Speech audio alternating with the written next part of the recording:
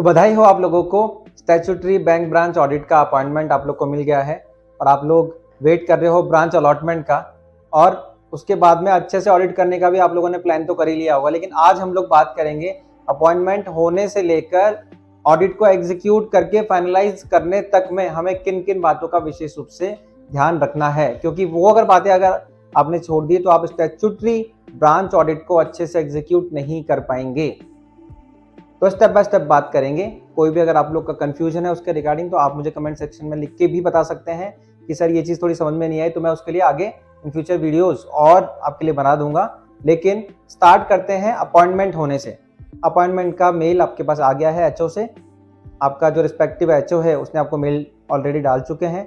अब सबसे पहला काम क्या करना, तो पॉइंट नंबर 1, सबसे पहला काम जो आपका प्रीवियस ऑडिटर है उसके साथ में कम्युनिकेट कीजिए कि भैया हमें ये ब्रांच की ऑडिट मिली है, आप पिछली बार इसके ऑडिटर थे, तो हम इस ब्रांच की ऑडिट को एक्सेप्ट कर लें क्या।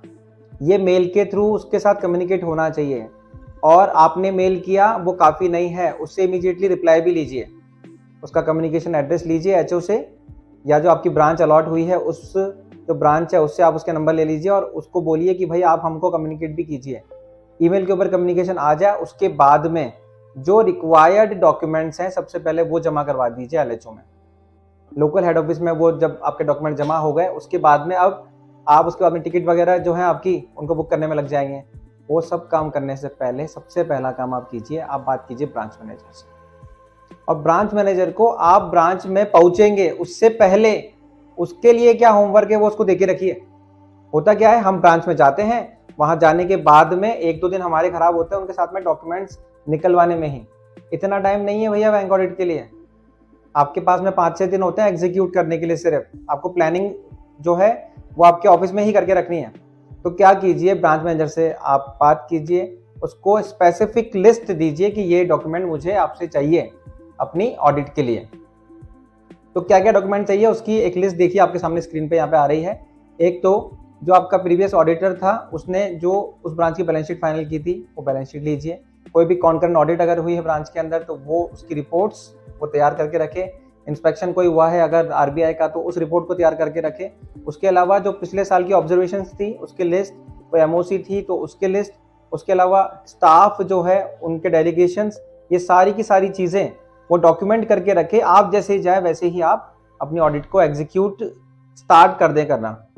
आपके पास प्लानिंग का टाइम नहीं है ब्रांच के अंदर, तो कोशिश कीजिए जितना ज़्यादा हो सके उतना इंक्लूसिव लिस्ट आप बनाएं अपनी ब्रांच को बताने के लिए, और वो उस चीज़ को रेडी करके रखें जब आप पहुँचे ऑफिस में।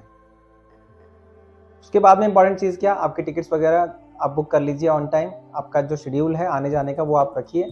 आने के अंदर आप 1-8 दिन एक्स्ट्रा रखिए अपने पास, क्योंकि कई बार ऐसा होता है कि इश्यू हो जाते हैं कि आपने जो प्लान किया था उसके अकॉर्डिंगली ऑडिट नहीं हो पाता एग्जीक्यूट। कई बार रिपोर्ट्स बनने में टाइम लग जाता है, कई बार उसको जो है साइन होने में टाइम लग जाता है। इसके बाद नेक्स्ट इंपॉर्टेंट चीज़ क्या, अपने अपने डिजिटल सिग्नेचर आइडेंटिफाई कर लीजिए कि वो एक्टिव हैं या एक्सपायर हो चुके हैं। हुआ क्या, आपने 2 साल पहले कोई ब्रांच ऑडिट की थी, उसके अंदर उसके एंड के अंदर आपने एक डीएससी बनवाया था और पता लगा वो इस साल 8 अप्रैल को एक्सपायर होने वाला है, आप साइन कर रहे हैं 9 अप्रैल को। तो अगर एक्सपायर्ड है तो फिर उसके बाद में दिक्कत आने वाली है। तो ये जो छोटी छोटी बातें हैं, इन बातों का अगर आप ध्यान रखते हैं तो फिर आपकी स्टैट्यूटरी बैंक ब्रांच ऑडिट बहुत ज़्यादा स्मूथ हो जाती है।